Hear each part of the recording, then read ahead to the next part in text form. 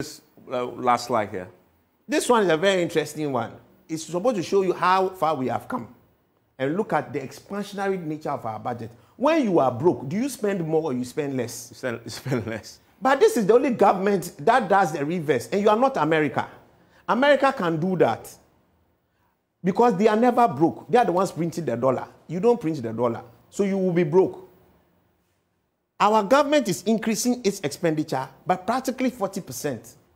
We are adding 54 billion to it. So think about it. How much is government saying that is on the table? 138 billion. Right? Yeah. They will say 137.5 billion. Yeah. So if government alone said that, look, for this year, I'm not even going to increase any expenditure, it means that you can save 54 billion. I'm going to spend my life just like I spent in 2022. Last year. When you spent your life in 2022, did we die? No. Are we not here? So you can't do that, but now you want to increase by 40%. It's like the highest ever. Then you come to compensation. You break it down. The compensation, the salaries. Salaries, yeah. It's gone up 17%. But remember that these things actually, when you look at the current one, you are past 300% from the time they came into office. Yeah. What are you increasing this 17% for when you are broke? Wouldn't you rather say, look, maybe I even want to increase the salary of my staff, but I have to reduce the size of my workforce? That's what you do. That's why the conversation about reducing the size of government comes in. It comes critical. Because from this, you have actually increased 6.5 billion. And that is almost the same amount that you have to pay individual bondholders for 2023. The increment. And with this 30% increment, possibly more. Me, I have no problem with labor. I'm happy labor gets more money.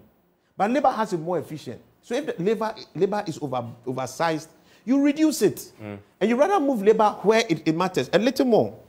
Look at interest payments. The only these domestic interest payments, the increment in it that was budgeted for is only 1.2 billion. So what is the crime?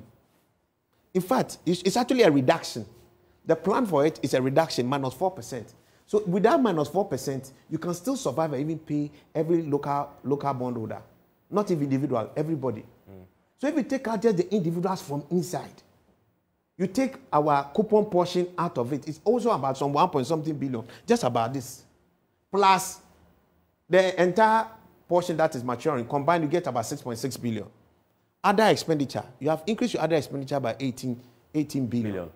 Because you have provided 26 billion. Most of it are going for energy sector shortfalls. Guess what? That has to do with the power sector.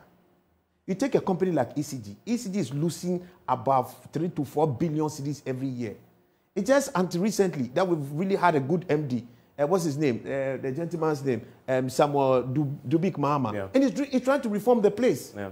If you're appointing people over the right properly, on meritocracy, and not just appointing party para chicks, would have saved money and wouldn't have to be spending 24 billion. Let's wrap it up, Senyo.